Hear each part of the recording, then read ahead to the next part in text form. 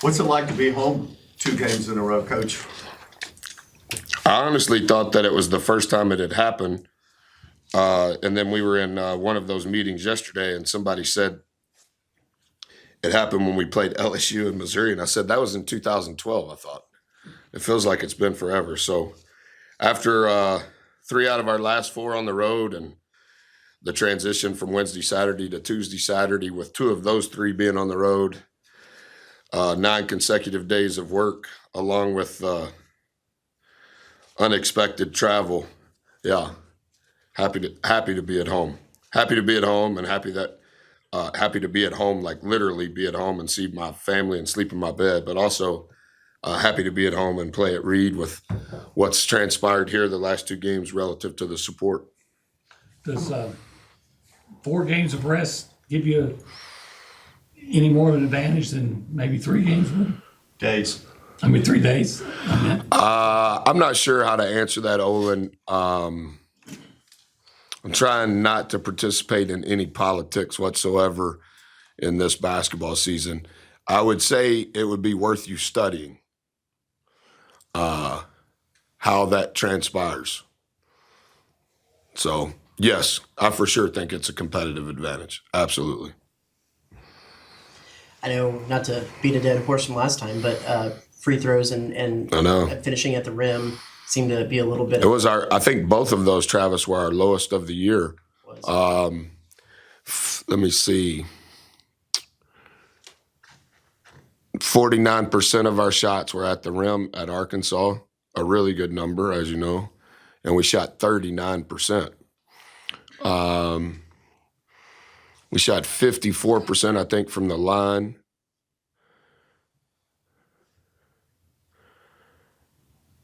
Well, we make 14. I think that's 14 correct. to 24. Yeah. Yeah, so we attempted the same number of free throws as we had offensive rebounds. And played with a really low turnover rate. I think they were 19th in the country at tip-off in live ball turnovers, creating steals. We did a good job with that, similar to what we did at Auburn. If 50% of your shots are in the charge circle, you feel pretty good offensively. If you get 24 offensive rebounds, you feel really good. But we did not finish at a high rate, our lowest, both of those. And so we don't make excuses. We credit the opponent. We credit the staff. But if you only saw the numbers, you would say, I'm surprised that you only lost by 9 when you were fouling the last 2 minutes of the game, because those are not good numbers. What gives you confidence that, especially at the free throw line, y'all can kind of make right that ship, make the turnaround? Well, I think the first 7 games, I think we were first in the SEC in free throw percentage. I think Brad could probably attest to this, I think through 5 SEC games, we were number 1 in the nation in free throw makes and free throw attempts. As you know, that's a part of how we skew our offensive numbers, our offensive rebound percentage and free throw makes. To the point from the last time I saw you, I don't think that that's who we are. And are we the best shooting free throw team that we were for a period of time? I don't know. Are we the worst? I don't think so. Having faced Mike White when he was at Florida and then now being at Georgia, what are some characteristics of his team or his teams? Well, I don't know Coach that well. I know he's from the first family. His dad is held in the highest regard in athletic administration. He has 2 brothers that are now ADs. Obviously, Coach. I think he was the head coach at Louisiana Tech for 4 seasons. Is that right? Head coach at Florida 6 seasons. Is that right? Oh, somewhere around there. And obviously in his first season, played at Ole Miss, I think, while his dad was the AD at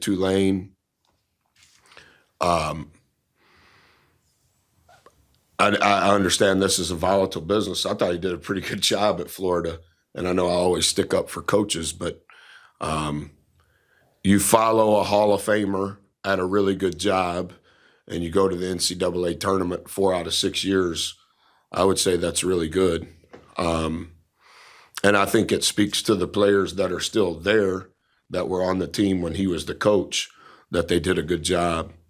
And I think he's done a really good job. I know that there's still returning players at Georgia from when Coach Crean was there, but they've added multiple pieces. The transfer from Bradley, number 0, who played in junior college with number 3. Number 12, the transfer from Oklahoma State.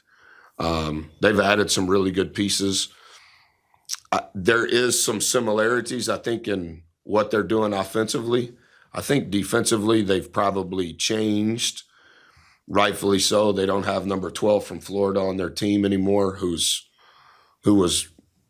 dominant at the rim. So they're a little different defensively, but there are similarities in how I think they're trying to play offensively. 0 has the highest usage rate in the SEC.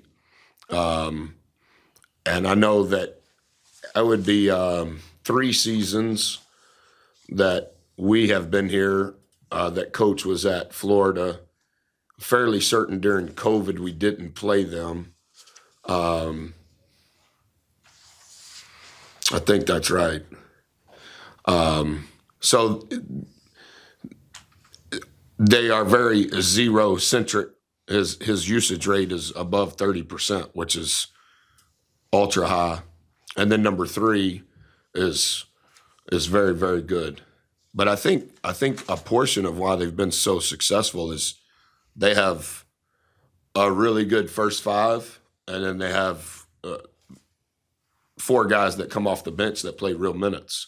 I think they're 4th in the league in 3-point field goal percentage. They have guys that can make shots. 0 and 3 are electric at getting downhill. I think they're 2nd in the league in getting fouled, which helps their offensive numbers. So I think he's done a really good job. Really good job. Quendo went for like 33 in one of your games last year. So, I mean, he has this explosive. Very explosive. Right? Yeah, elite level athlete. Yeah. If you're not coaching against him and you're just watching him, I would say it's fun to watch because he's elite. And I think adding 0 shot 103 more balls than number 3. But in some respects, I think that it's made 3 even more effective because there's somebody else on the perimeter. They utilize 1 kind of as a 3 and as a 4. We had problems last year with number 23 in the post. He's done a good job for them. And then they added 12, who's another forward. 23's more left hand, 12 is more right hand, but they're very similar in their production. And that's to his question. I think he's comprised in year 1 a really good team. Let's get some TV questions. What are your expectations for this team as you enter in the second half of SEC play? Well, I thought we had a good month of January. You'd have to look at the numbers, but 7-2. We played 5 road games, 4 home games. So I think we were 3-2 on the road, 4-0 at home. 9 weeks of the regular season. We will actually start the 9th week, the last week of February. So I think we're off to a good start. I think we're in a position to be in a position. I think our guys are very receptive to how we go about our days and the process. I think they're aware of where we're good and we have to figure out a way to stay good. But I also think that they're aware of where we need to be significantly better. I think that speaks to their maturity. I think that speaks to the relationships our staff has with them off the floor. Sometimes when you get close to Valentine's Day, sometimes your gas tanks as far as listening to your coaches kind of go away. I don't sense that yet. I know it's not Valentine's Day yet, but we just need to continue on the path that we're on in staying good and then trying to, I don't know that our bad stuff will get good. We just need our bad stuff not to be quite as bad. I know before the Vanderbilt game, you mentioned the amount of crowd that you'd be able to have would kind of be a good indicator if this team is kind of that groundswell of support. It seemed like they really showed out in that game. Is that sort of a nice reward that you talk to your guys about? Like, hey, if we do our job, we can pack this building and help us win games at home. I don't really bring it up to our players, and I'm not talking about now or to your question. I've just never done that. Similar to I've never, a lot of coaches hire media consultants for themselves, or they hire someone to run their Twitter account, hire someone to kind of be Brad on steroids. Hey, say this as a player, don't say this. I think that's going on even more in the era of NIL. I don't do any of that, and I'm not saying that's wrong. I'm not saying that that's right. But young people understand what's right, and young people understand what's wrong. It doesn't mean that they're always going to be perfect, but our guys are very aware that how hard they have been working and how hard they play together represents this institution. And I don't think that we win against Vanderbilt without the crowd. We were emotionally zapped after the win at Auburn, getting home at 4 o'clock in the morning, playing a team that runs more plays than anybody in the country. I think that their emotional support, particularly in the second half, was the difference. And if you look at some of what's transpiring in the SEC, I don't think it's there yet, and I don't know that it will ever be there. But like when I'm not coaching, I've never been to an SEC football stadium other than Cal Field. And someday, like on my bucket list, I want to go to certain things. I would like to go to a road game at every SEC football stadium just because of the environment, and I would like to be a fan, and like, what is that like? That's starting to happen in basketball. I don't think it's quite there, but like what's happening at Missouri, Tennessee, Kentucky, Auburn, like where can you go and it's like the crowd doesn't have an impact. And I think that particularly our last 2 games, we're close to needing to hire the fire marshal, like where people are getting turned down. We're not quite there. Maybe we can approach that tomorrow since it's a weekend game. We need to have a fire marshal here, and that means you're getting real close. And then when they start camping out like they do for football tickets, then you're on to something. And I think that it's burgeoning. We're getting close, and we're thankful for that. And I wouldn't ask our players, but if you ask our players, they would tell you that they're counting on tomorrow night it being similar to the last time they were here. And to his question, I think that that's why they're rightfully so. I think that's why they're happy to be at home too. Is Friday and Saturday the longest bus ride you've had in a long time? Travis, if I explained it to you, I don't. Marty is my friend. I've known him a long time. I've known Coach Dyke since I was a kid. When he was the original ESPN guy, I knew him when he was coaching, and now in his resurrecting or whatever that's called, reunion tour as an announcer. It was hard. We talked to air traffic control. We talked to the state police. We talked to the private plane company that flies us before we left. It's a 48-minute flight. And when we travel, I'm always a few minutes late to see you guys because it's the last thing I do. And we confirmed in every one of those cases, everything's good, right? And then on our descent, they shut the airport down. Okay, well, Now we fly above the FBO for 50 minutes trying to find somewhere to land.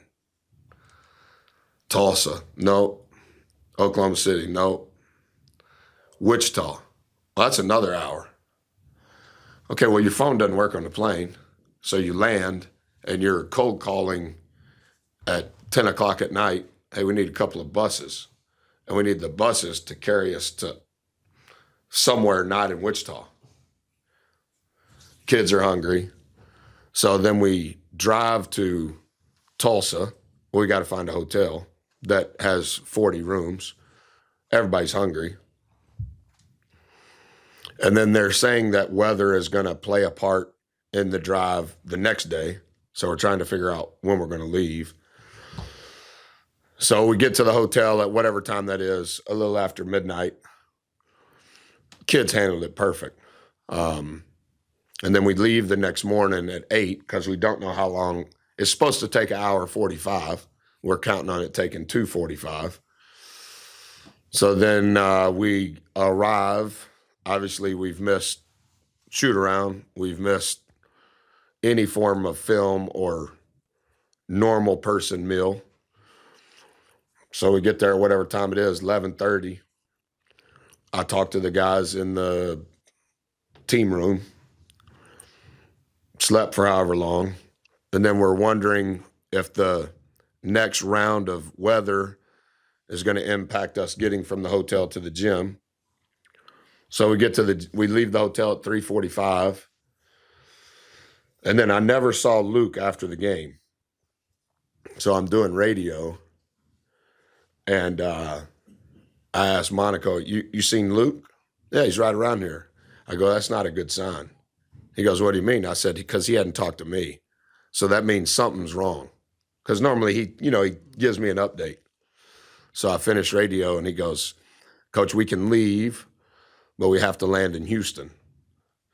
All right, so now we got to get a bus to carry us from Houston back to here. So we got here at 3:15 Wednesday morning.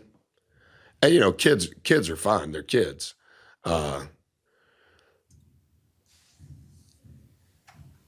And as I mentioned to them when we met, a lot of us took buses in junior college. A lot of us rode with our parents in carpools to AAU events. We stopped and there was a little strip shopping center that had McAllister's and Chipotle. Early on in our lives, that would have been like a treat. We never even knew a private plane existed. We would have been excited if there was a charter instead of a yellow school bus. So it was a good reminder of how blessed we are. But to do all of that in such a short period of time, that's a lot. And they handled it perfect. And handled it literally perfect. Not a word, not a negative tone of body language. I respect our guys so much. And then I began to think and pray and try to discern, even as we were traveling back, because I don't sleep after a game, so it didn't really matter to me. But what's right for our team for Thursday? Because we're going to get back at 4 o'clock in the morning, so we're going to go to bed at 5 o'clock in the morning Wednesday, and that's our off day. Well, when your off day starting at 5 in the morning, it's not your typical off day. So I actually think that we handled yesterday the right way to try to get some level. If you think about those 9 days, that's a lot, right? Because that was on the back end of the transition from Wednesday, Saturday to Tuesday for the first time. So I think we probably handled it as well as we could. You possibly have your legs.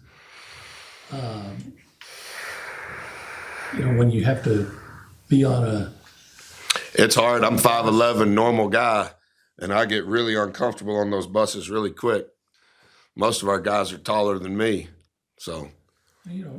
Nobody wants to make excuses, but when you go. No, we're not going to. But then when you go and miss 10 free throws, the teams that typically doesn't do that, it sure seems that might be an indication of fatigue. Yeah, but you noticed I didn't say that. I answered that question straight up with Travis. All right, that's a wrap. Thank you, guys.